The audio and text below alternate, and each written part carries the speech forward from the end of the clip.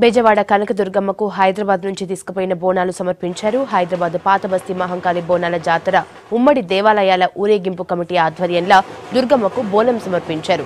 హరిబౌలి అక్కన్నమాదన మహంకాళి ఆలయంలో ప్రత్యేక పూజలు నిర్వహించి బోనాలు విజయవాడకు తీసుకుపోయారు. ఏపీ దేవాదాయ శాఖ మంత్రి మాణిక్యాలరావు విజయవాడల బోనాల ఊరేగింపును ప్రారంభించారు.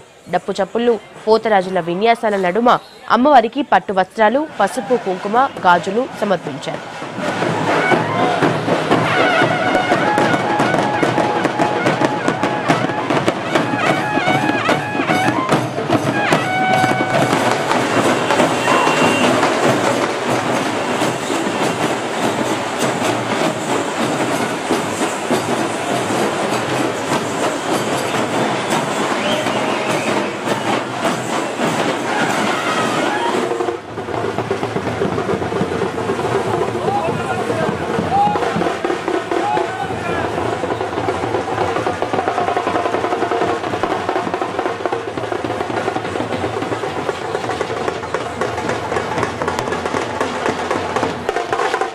తెలంగాణ నుంచి ఉమ్మడి దేవాలయాల సంస్థ నుంచి తెలంగాణ లీడర్ల ప్రోత్సాహంతో ఇక్కడికి వచ్చి సహృదయంతో మన తెలుగు ప్రాంతాల ప్రజలందరూ ఒకటే అని తెలుస్తూ ఇరువురు సీఎంల అండదండలతో ఇక్కడికి 9వసారి బోనం తీసుకొచ్చిన మా తెలంగాణ మిత్రులందరికీ హృదయపూర్వకంగా స్వాగతం పలుకుతున్నాము.